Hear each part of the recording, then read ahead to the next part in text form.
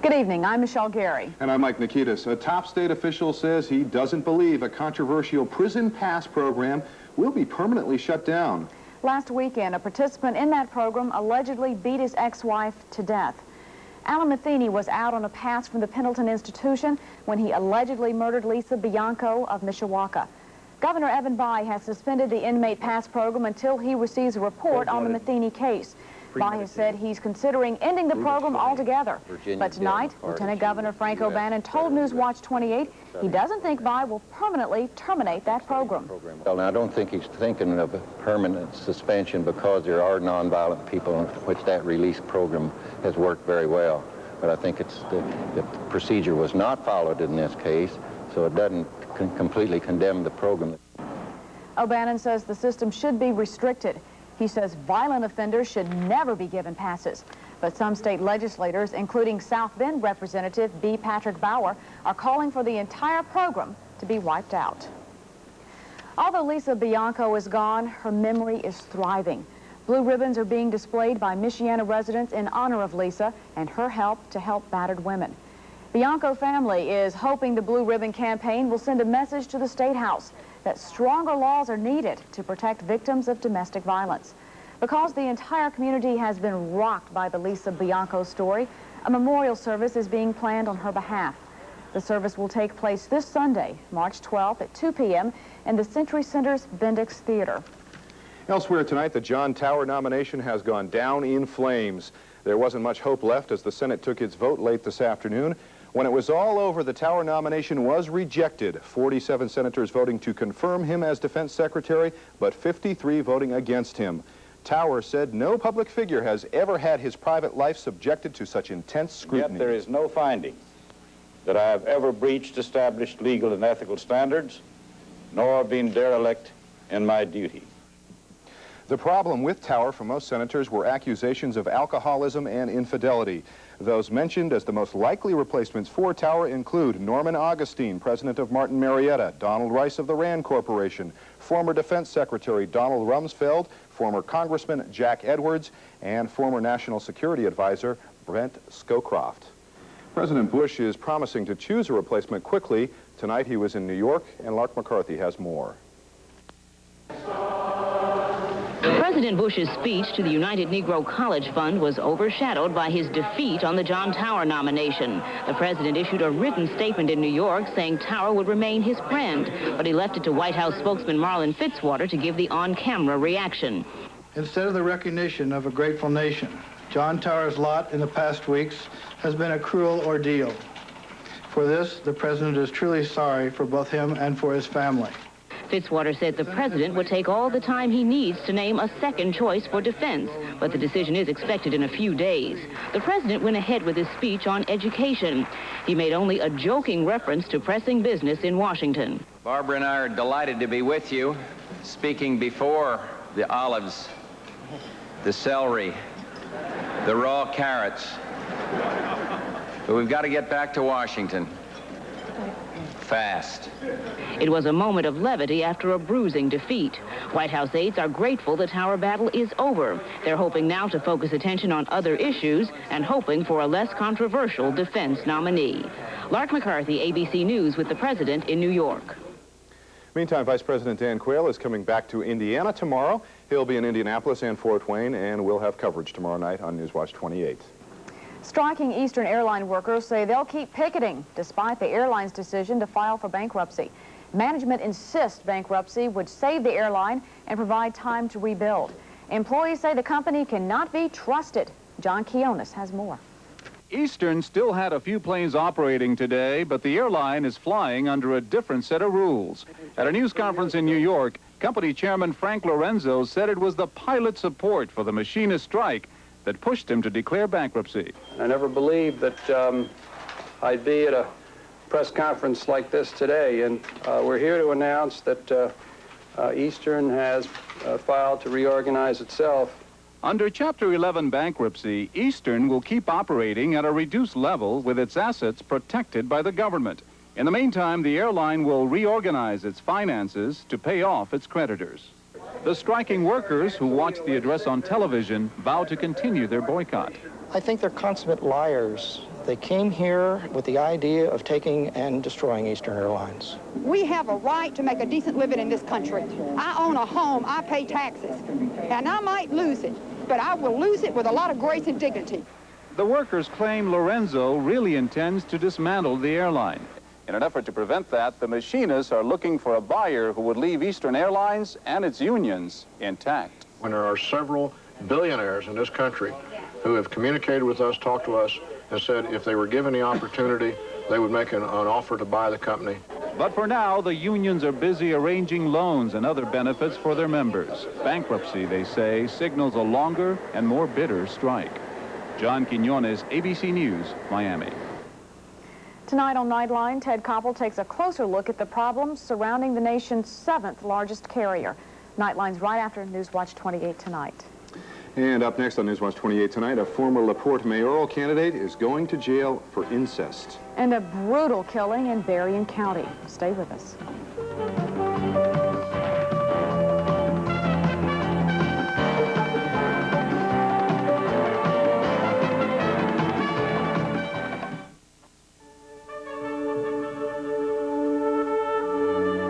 Do you think that for only $1.19, there is any way that you can resist the Dairy Queen Peanut Buster Parfait? Stop in. Test your willpower. $1.19. Land of Dairy Queen, we treat you right. From the crystal blue waters of the hot spots to the bright lights of New York City, to the snowy peaks of Colorado, to the sensational sunsets of Mexico, Continental Express has connections to over 120 destinations worldwide. So don't ever underestimate the power of your local airline. Continental Express, the airline with big connections. Police in Berrien County are looking for the killer tonight in a brutal murder. The murder happened here at the Vineland Food Store in St. Joe Township late last night or early today. Inside the store, police found the body of the night manager, 28-year-old Richard Tetzloff. He'd been shot 4 times, once in the head, and the store had been robbed. Tetzloff was married, and he had a 2-year-old son. In Cass County, more than 140 homes, most of them locked-up vacation homes, have been burglarized since the first of the year. But Cass County police may have put an end to it. They have arrested 4 men and hope to nab several more soon. Elkhart City officials are asking the Fraternal Order of Police to come back to the bargaining table March 20th to work out a new contract. The FOP is appealing a recent court ruling which says they must accept the city's 1988 contract offer. That contract cuts benefits and vacation and personal days. Richard Noser says the appeals process could take months, so he's urging FOP members to sit down with city officials and work out their differences. If a new contract can be agreed upon, Noser says city officials will ask the Elkhart Council to give FOP members a pay raise, retroactive to January 1st of this year. A retired LaPorte firefighter will be spending the next 4 years behind bars. 43-year-old Arthur Magley was found guilty of incest. He was convicted of molesting his daughter. Magley's daughter testified her father started sexually abusing her when she was in the 4th grade. The controversy over home schools in Michigan is heading back to the courts, this time the Court of Appeals. The state wants more control over home schools, 180 school days, and mandatory instruction in science and social studies. Last month, a lower court ruled on the side of the home schools in this ongoing dispute. Indiana Superintendent of Schools H. Dean Evans is fuming with the legislature. Evans went to several cities today, including Elkhart, pushing for the Senate to shoot down a handful of education bills that have already been passed by the House. Among the bills that Evans doesn't like, one that sets up teacher licensing boards controlled by teachers, and another that allows parent-teacher days and other days when the kids aren't even in school to be counted towards the 180-day school year. I submit to you that legislation adopted by the House has nothing to do with educational reform. It has everything to do with setting Indiana back in its effort to provide for the educational needs of boys and girls. The students and taxpayers will end up paying for this legislation if it's enacted into law. Evans was the architect of the 1987 education reform package that added 5 days to the school year. The state's new tourism director says the Wonder Indiana tourism is, well, aimless. Denise Miller and other division officials are thinking about dumping that 7-year-old slogan.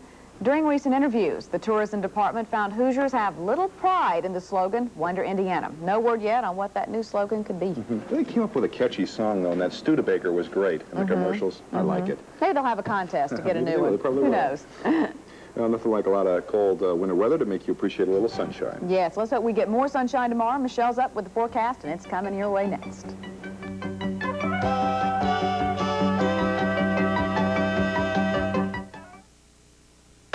Listen to the scissors,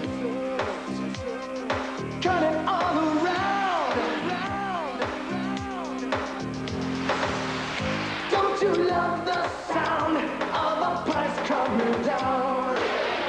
Kroger scissors are on patrol, keeping prices under control. Don't you love the sound of a price coming down? There are parts of our Burger King Cheeseburger Deluxe McDonald's doesn't want you to notice. They're hoping we won't point out that it's the perfect size for lighter appetites.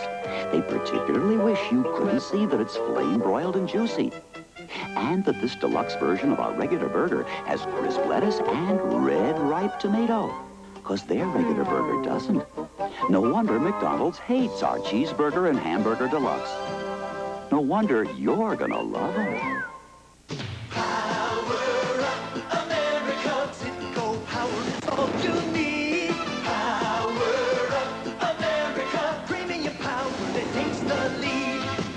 Sign is your destination for performer unleaded acceleration. There's premium power at every turn and detergent action for a cleaner burn. Power up, America. Citgo power is all you need. Power up.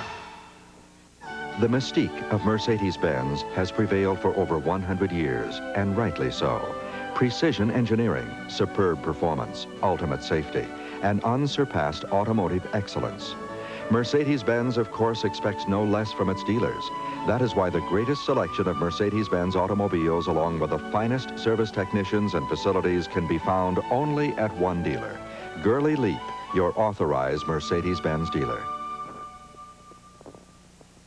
And now, Michiana's weather with Michelle Hamrick. Michelle's weather is certified by the National Weather Association. We had a glorious day today, a real taste of spring, and I hope it continues, Michelle. Yes, it does look like our pattern's going to continue. We've got some great news for the weekend. Outside today, looked relatively nice tonight. We've got a little bit of clouds moving through.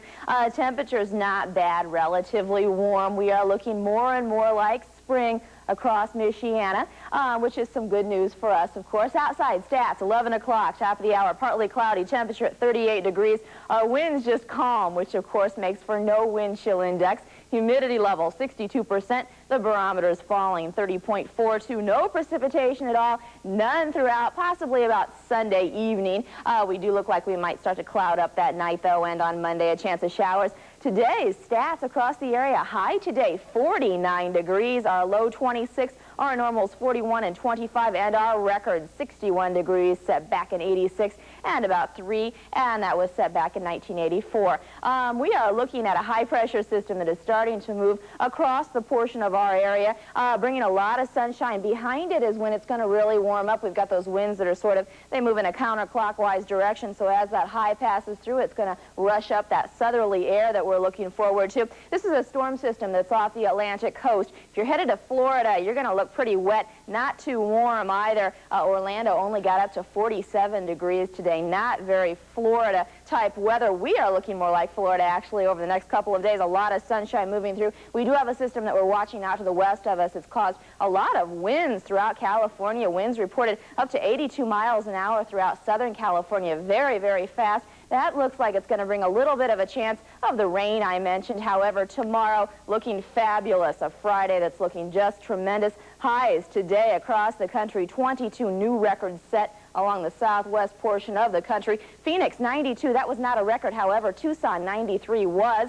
The place to be is Arizona if you really like heat. Forecast tonight looking like this. Mostly cloudy, a low of 28 degrees. The winds just staying light out of the southeast. For tomorrow, more sunshine, a high of 52. The winds picking up just a little bit out of the south at about 10 miles an hour. Friday night, a nice one, fairly fair skies, and a low of 35. Saturday, exciting news, mostly sunny, a high of 58 degrees, and the extended forecast has a little bit of rain in it. It looks like this possible showers on Monday and Tuesday. That might start on Sunday night. Highs around 49 to 55 degrees, so we've got a real warm-up in progress. Hopefully, we are going to hold off that precipitation until Monday. Monday does look like we might have a little bit of rain, possibly, like I said, Sunday night, but real good for the weekend. Just great. Still a fairly fair forecast. Oh, fairly fair, yes. Right. Thanks, Michelle. New meteorological term. Cute, Mike. Coming up in sports, the Big Ten may soon have a new commissioner. And his first order of business could be crowning a new champion.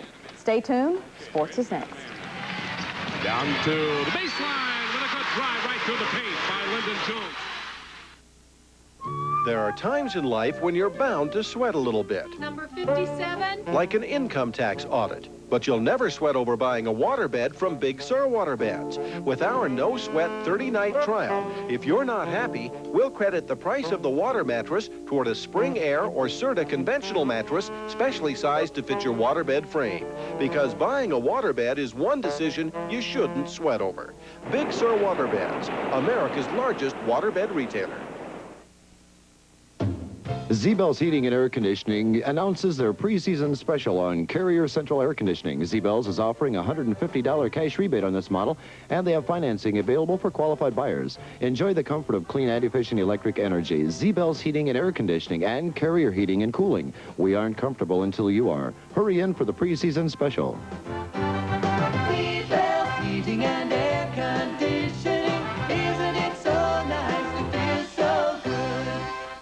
What would you call a carpet sale that guarantees the lowest price on more carpet than ever before? A sale that gives you a year of free credit and free padding with any carpet. New York Carpet World calls it the sale of the century. Astonishing selection. Every major mill. The quality, styles, and colors you want. Unrivaled savings up to half off on plushes, Berbers, sculptures, traditional favorites, the newest looks. A sale without equal. More choices, bigger savings, padding, and credit free. Beyond compare. The sale of the century through Saturday at New York Carpet World. Gerald. Boss, back from vacation already? I was worried about business, Gerald. Who are they? New sales techniques? Like these ridiculously low price tags? Yeah, I'm having a 3-day sale. Really? What's on sale? Everything. Everything? Oh. Like this RCA 19-inch portable color TV, just $177. Highland's 3-day sale, where everything, and I mean everything, is on sale. Well, Indiana fans are still celebrating. Oh, yeah. You know, They the clinched streets of Bloomington, the campus probably going wild tonight. They have another Big Ten title. But tonight really was one of those games that looked like it could have been a cakewalk for the Indiana Hoosiers. You know, they weren't quite able to knock off Illinois last Sunday. That would have given them the Big Ten title then. Surely they would beat Wisconsin tonight, though, right? Well, it wasn't as easy as it would have looked on paper. Badgers drive with Sims inside Eric Anderson with the rejection, but Jones just hanging out, puts it up and in. Badgers had a 3-point lead over the number 6 Hoosiers. But they weren't about to blow their second chance. I look at Jay Edwards' nice pass inside to Anderson. He had 19 points, did the freshman, as Indiana had taken its first lead of the game. Hoosiers would not be denied in the second half. Here's Joe Hillman, the nice feed to Anderson. The freshman had a great game. Indiana lead was 9 at that point. And the last few minutes, the general clears the bench, lets some of the outgoing seniors play. Pelkowski, I think that was a shot. He was rejected, but finally gets it inside. Indiana wins their 10th outright Big Ten title. A final score of 75-64. Number 8, Michigan in a dogfight tonight with Northwestern. Look at David Holmes here come up with the steal. Look at the beautiful no-look pass. Walker Lambiot with the dunk at the other side. Wildcats had a 6-point lead over Michigan. Looked like a couple of upsets in these Big Ten games early, but Michigan comes strong back. Glenn Rice, a nice give and go on the baseline. He stuffs it through. Michigan, a 10-point lead before half. In the second half, Wolverines with an 11-point lead. Glenn Rice cans one from 3-point range, and as you saw there just briefly, Michigan wins it 88-79 was the final score. And how about this as we check the only other game in the Big Ten? The Boilermakers by 30 over Ohio State. There's a Purdue score for you, and they win big tonight. One more quick note on the Big Ten. A published report today says James Delaney, currently commissioner of the Ohio Valley Conference, will become the new commissioner of the Big Ten. That's in the next couple of days. Delaney will replace Wayne Duke, who, of course, has been there for 18 years, and he will retire in the next couple of days. Tonight in Mishawaka, Bethel College playing host to Greenville in the second round of the National Christian College Tournament. There's Bob Neighball. He led all scorers tonight with 29 big ones. In the second half, Pilots continue to cruise on this one. Fast break. They're going to work it to Bob Neighball, the leading scorer. Pilots win it big, 99-90. They now advance to play Grand Rapids Baptist for the NCCAA national title. Well, only 3 games on tap in the NBA tonight. The league's best team in the Cleveland Cavaliers were out on the left coast for a matchup with Golden State. Elsewhere, the Kings in Philadelphia did battle from the Spectrum. But this sounds weird, I know, but Danny Ainge playing for the Kings, he hits from just outside three-point range. Make that inside, but Danny Ainge playing for the Kings, I'm still having a hard time getting used to that. But nothing new here. Cheeks, the wraparound pass to Sir Charles Barkley on the dunk. Sixers led by 15 at the intermission.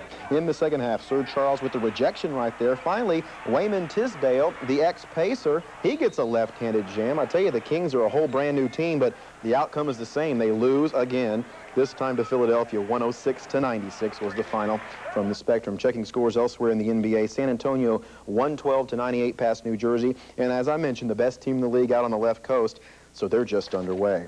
Now to spring baseball. You know, it's a good thing that these games don't mean anything in the regular season standings. First of all, the Cubs are off to a 1-6 start, so that would not be good. And then there's situations like today in Clearwater, Florida. And we pick it up, Tigers and the Phillies in action here. Matt Noakes gets around on that one, knocks it over the right field fence. Fred Lynn was on the base pass, so it was 2-0 Detroit. Then in the 5th, Alan Trammell up to bat. He just slaps a base hit here in the right field. Little bingo in there, and 1-run scores. Another one's going to come around in the dirt, though. It's 5-0 Detroit. But as we check it out here, here's what happened in this one. The Phillies storm back, and they tie things at 5 apiece. The weird thing was, though, Michelle, that the Tigers did not have any more pitchers. They had to basically quit the game in the 12th inning. They only brought 4 pitchers with them, so they had to quit. Wow. That is unusual. That is very. Okay. Thanks, Rich. Well, when it comes to boxing, there's a split decision among physicians and the public on benefit versus the risk. In today's Journal of the American Medical Association, a new report was released on boxing in the U.S. military, and doctors are suggesting it be drummed out of the armed services. The report says boxing injuries put Army soldiers in the hospital 400 times over a 6-year period and caused at least 1 death. This report did not score well with boxing coaches who say the sport is perfectly safe if protective gear is worn, and it provides excellent training for military men. Coming up, farm machinery that never needs an oil change. We'll introduce you to a farmer who's getting back to the basics. Stay with us.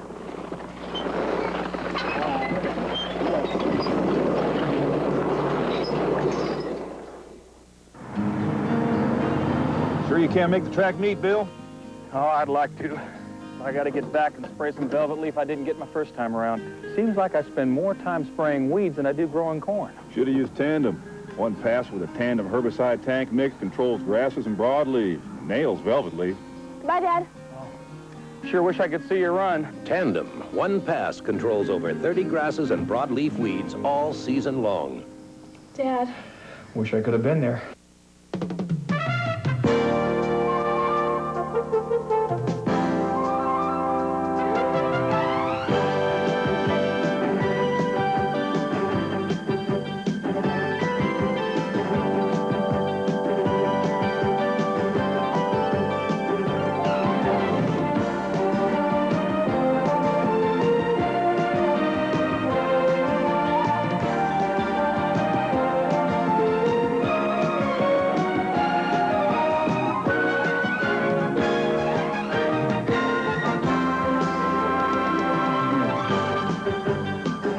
G&P Productions presents The Whites, the new First Family Country Music in Concert, Sunday, March 12th at 3 p.m. at Peddler's Auction on County Road 28, just west of US 33 Goshen. Tickets available at the door. The soybean grower's world takes enough surprising turns. You don't need crop rotation complications. Turn to Preview to control the toughest weeds and rotate from clean beans to healthy corn with no carryover, no surprises. Preview. How would you farmers out there like to own farm equipment that operates on oats instead of oil and gas? Scott Dietz takes us to a Minnesota farm to show us some true workhorses. All right, easy, guys.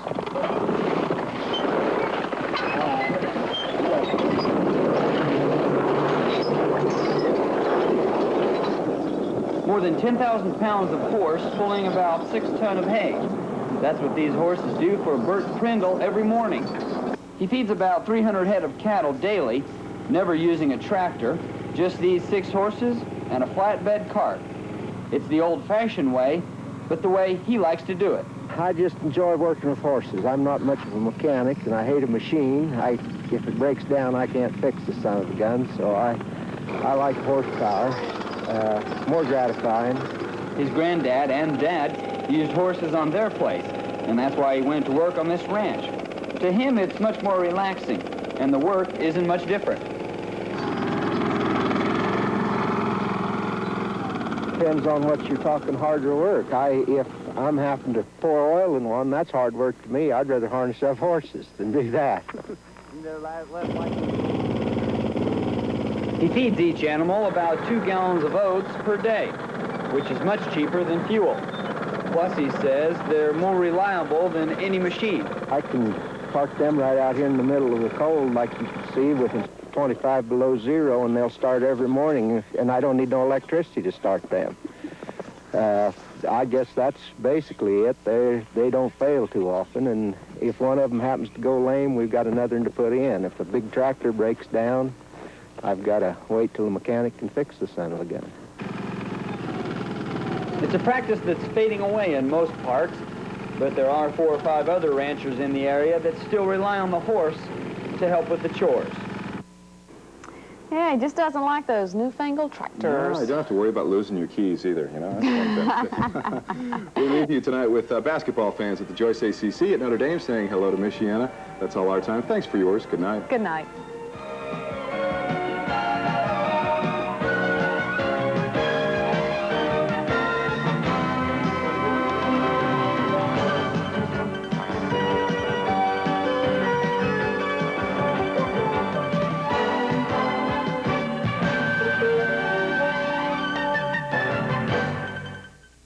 Crunchers are different. All right, Spud, drop and give me 50. Potatoes have to be in perfect shape to be crunchers. Crunchers are different. In a blind taste test, Crunchers, the potato chips cooked in peanut oil, were preferred over other brands. Crunchers are different. Crunchers potato chips in original. Zesty jalapeno. Or mesquite barbecue. Crunchers are different. Tired of savings offered on stripped-down cars?